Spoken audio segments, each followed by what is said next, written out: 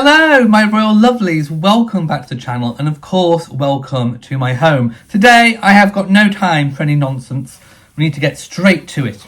So what we're going to be talking about in today's video, we're going to be talking about Prince George and his schooling. We're going to be talking about Meghan not being invited to the Golden Globes, also the jokes about Prince Harry at the Golden Globes, and of course potential videos relating to Prince Andrew. So without further preamble, let's just get straight. But I'm busy packing for my cruise, so this is the last video that you will see before I go on the cruise. So yes, Prince George and his schooling has been the topic of conversation for many a year. I remember when he was born, everyone was talking about what potential schools he might go to. And William and Catherine have thrown a few curveballs in terms of early years schooling. So, you know, sort of this kind of midsection schooling, sort of pre-university, if you like, is always going to be a topic of conversation. Would he follow suit of his father and other notable prominent people in society and be educated at single-sex school Eton? Or would he go somewhere a little bit more off the beaten track, shall we say? Now, reports have been that Catherine has preferred Marlborough College. Now, Marlborough is where she went after not being very happy at an all-girls school. She moved to Marlborough and had a whale of a time by all of accounts and absolutely enjoyed herself and thrived in the educational setting and in terms of sports. So it's been said, and of course we don't know whether it's true or not, but it has been said that Catherine has been favouring sending George and of course the other children in succession to a co-ed school, boys and girls together, coexisting, and you know, having those bonds formed and being able to thrive in that kind of setting. So Marlborough was on the cards. Also on the cards was Eton, and they have been seen visiting both colleges, if you like, and we didn't know which one was going to be favoured. We still don't have any official confirmation, but the rumours are in, the sources are in, the palace sources, which we cannot completely discount, are in. And it seems as though William's favoured Eton has won and that Prince George will end up going to Eton College. It kind of makes sense. I was thinking about this. I mean, in terms of family dynamics, it kind of makes a bit of sense because obviously the Waleses now live on the Windsor estate. Eton is just across the river. I've been to Windsor.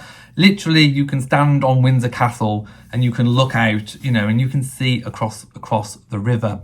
So geographically, it's not terribly far away from their home, which means that in terms of boarding, and it's also said that Prince George will board, but kind of not full-time board, kind of part-time board. So Monday to Friday has been mooted, which would mean that he would be able to return back home to Windsor for Friday night, Saturday night, Sunday night, and then go back on the Monday morning. So really, he's only away from his parents that midweek, which kind of would give him a sense of independence. And I think that is important for a future sovereign, to have a sense of independence. Also, you know, time away from parents gives you that time, I think, to really find out who you are a little bit earlier.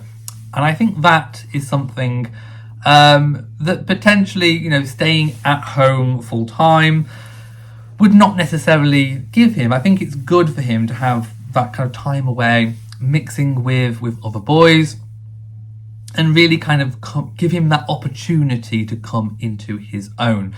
Marlborough, I think, was something about an hour's drive away from Windsor. So technically, you know, you could be a day boarder if you really wanted, but it involves travel. So yeah, it's further away. It's a little bit more hassle to get to, and I think that. Well, one train of thought is that the Waleses wanted the children to go all to the same school. But potentially Marlborough could be a choice for Princess Charlotte. And then, of course, Prince Louis could carry on with Eton. So where they are, they strategically moved to Windsor, I think primarily for schooling. At the time, it was mooted that they moved to be closer to Her late Majesty so they could help out. I think that was one of the reasons, but I think the other reason was thinking ahead to schooling. It was getting to that time. So sort of decamping from the main Kensington Palace apartment and Anmer Hall sort of holiday and weekend house kind of made sense, so that all children could kind of stay very, very close to their parents. It's also said that Catherine, whichever school ends up being chosen, Catherine and William are going to miss George. It's said that Catherine will be devastated to lose him, but of course she's not losing him. He's only going away potentially for 4 nights a week, so it's not too much. I think it's a happy medium. I think full-time boarding is a lot.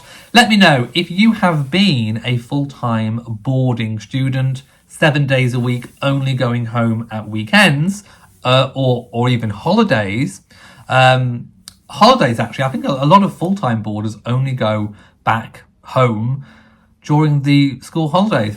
If you've been a boarder, let me know. Would you have liked to have just done sort of 5 days, 4 nights a week, and then gone home at weekends, or did you actually thrive in the setting away from your parents?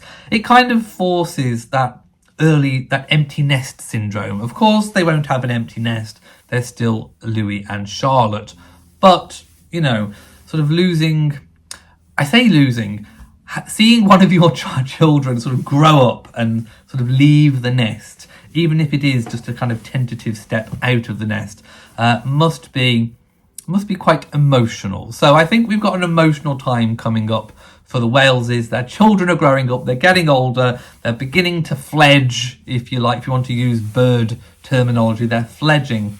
But I think I almost believe what's being mooted. I think Eton would be a very good choice for Prince George. Like I said, it offers that flexibility of accommodation, sort of being able to board, but also being very close. Also, if you do need mom and dad for anything, they're literally across the river. They're not very far away. So it's that kind of halfway house, I think, that kind of meets all the criteria. Princess Charlotte, I mean, obviously at the moment she can't go to Eton because it is single-sex male school.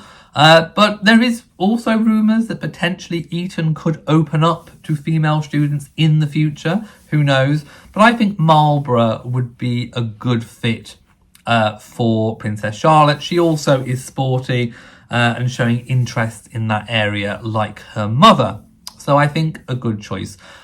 We will find out in due course. This is something where we don't have to wait and speculate on for much, much, much longer. This is coming up and, it will be upon us and we will find out. So it's fun to speculate. It's fun to think about all the different options. But yes, I think Eton for Prince George and Prince Louis would be a very good, suitable fit. The next story that I want to talk about is that Meghan and, of course, Harry, as a +1, did not attend the Golden Globes. So let's read this story and see if we can make sense of it. Meghan Markle didn't join Suits' reunion at the Golden Globes because of a previous commitment, an Awards Insider claims. I bet the Awards Insider was told to say this to save some face. Because of a previous commitment. I mean, what commitment? She's doing nothing. They haven't done anything for ages. As former co-star Gina Torres says, the cast don't have her number. Well, I think one thing is for certain. Most of us, most definitely, have her number. We know exactly what she's up to and what she's like. So, a previous work commitment. I mean, let me know what you think. Do you think she had a previous work commitment? Or is this damage limitation?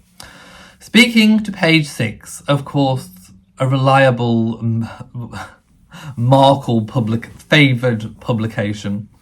A source alleged that the Duchess of Sussex was invited to the event, but unfortunately wasn't able to make an appearance because of other plans.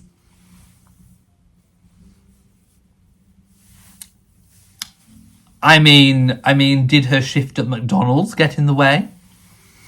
Meanwhile, Gina Torres, I couldn't help myself, my loves, who played Jessica Pierce, I'd never even watched Suits, in the US legal drama, revealed on Sunday that the ex-castmates simply don't have her number.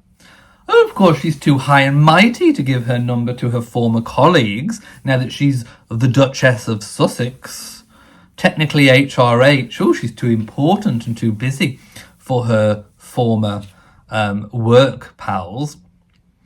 And they don't have her number when asked if anyone had reached out to her. Blah, blah, blah. Anyway, she didn't attend, and for whatever reason, she wasn't there. So if she was the big Hollywood star that people, that she thinks that people think that she is, she would have been invited and she would have been there. I'm not buying this complete load of old nonsense. She wasn't invited, and then she's got the hump and she's tried to put out her little feelers to try and do some damage limitation. That is what all of this is about. But the thing that really kind of made me look up and laugh was Harry and Meghan are the butt of the jokes again. They've been the butt of a lot of jokes, haven't they? After being ridiculed on Family Guy and South Park, now mocked at the Golden Globes, experts are saying that the Sussex brand is in trouble. Well, tell us something we didn't know. It's been in trouble for a while. It's been in trouble since Spare.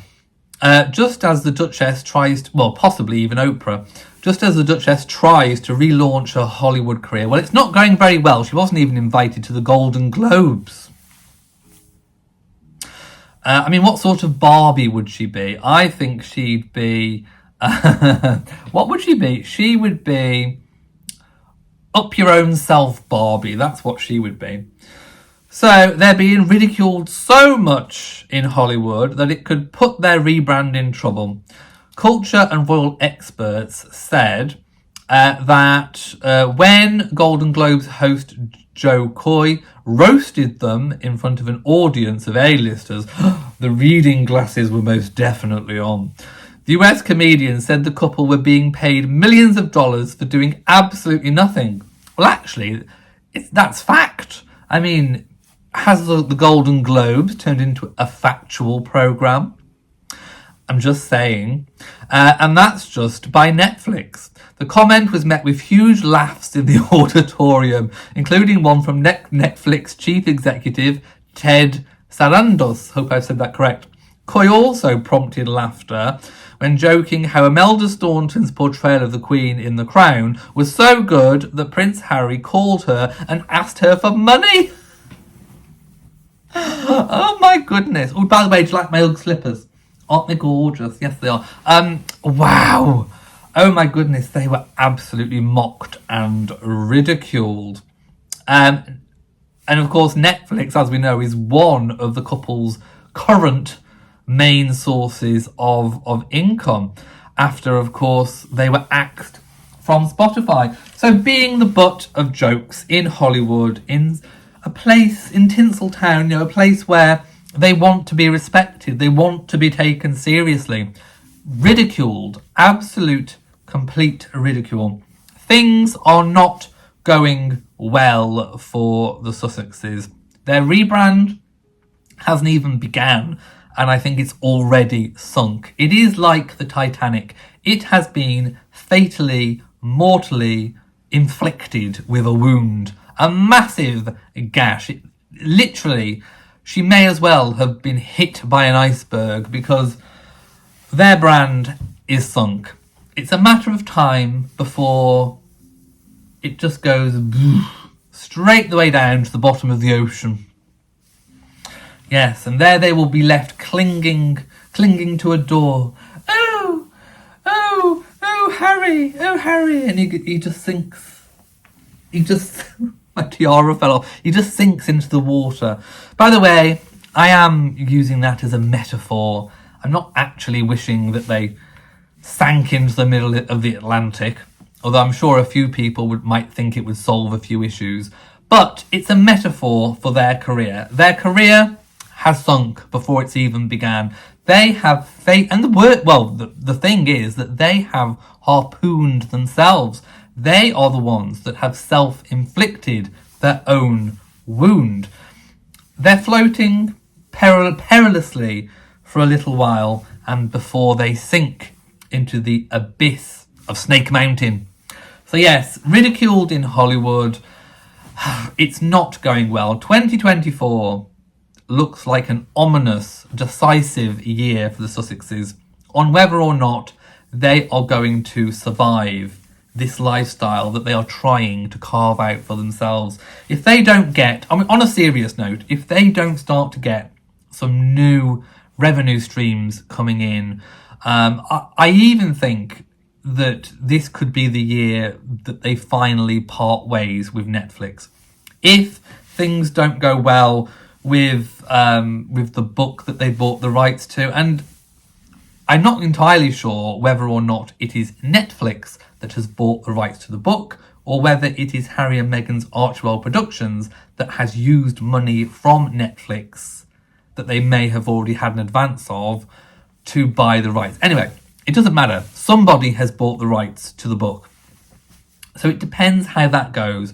But I can see 2024, 2025 being the very decisive years of Harry and Meghan. If they cannot pull a rabbit out of a hat at the last minute, they are mortally wounded. And then what happens? Maybe, I joked earlier about Meghan's shift at McDonald's, but who is going to employ them when they are so vastly unpopular? I'm not talking about their supporters who will love them no matter what they do. I'm talking about the real world, the majority of people, the people that actually go and watch things and buy things. We know that Harry has sold millions of copies of Spare. Yes, because people want to know the juicy details. Just because somebody commented in one of the comments, well, Harry's had a successful year. He had a best-selling biography. Yes, he did. And yes, it sold a lot of copies. And yes, it earned him a lot of money. But just because he sold a lot of books does not mean that the people buying the books like him, like what he's got to say, or even agree or believe what was written. It just means that there are a lot of nosy people out there who want all the royal juicy gossip, even if it is one-sided from his side. I think most people have the power of reason to be able to know that what they're reading is just a one-sided story. So yes, I think that that the book's success does not necessarily mean success, or hasn't meant success for Harry as an individual. All it proves is that actually the success of Spare is a success for the royal family, for the institution of monarchy, because if all it did was prove that people care and people are interested in monarchy, and of course monarchy, the British royal family, is where Harry derives all of that interest from. Do Sussex supporters honestly think that if Harry had just been plain old Harry Windsor, no royal connections, who would be buying a book about Harry Windsor? Nobody would be buying a book about Harry Windsor, because there wouldn't even be a book. There would be no interest. So all it is a win for the royal family, because it shows that there is still mass interest in the lives of the British royals. Most people thought that Harry's book was a complete load of old baloney and just saw it for what it was, just a one-sided tale. So yes, a decisive year, I think, for Harry and Meghan, and possibly one of even more mockery. Next, I want to say a really, really big happy 42nd birthday to Her Royal Highness, the Princess of Wales. Of course, I'm talking about Catherine. So I hope she's having a fantastic day. As far as we know and believe, she is spending it privately with family. So I hope she's having a really fantastic, amazing day wherever she is and what she's doing. I would imagine they would just be at Windsor having a really, really good time. Of course, the majority of children in the UK have now gone back to school or around about going back to school. So I think things will be returning to normal in terms of family life. So happy birthday, Your Royal Highness. Okay, now on to Prince Andrew. So the revelations keep on coming, as I suspected that they would do. So there is something else that's made the news, and it's not all as it seems. So I'll read it and then we'll kind of dissect it as we go on.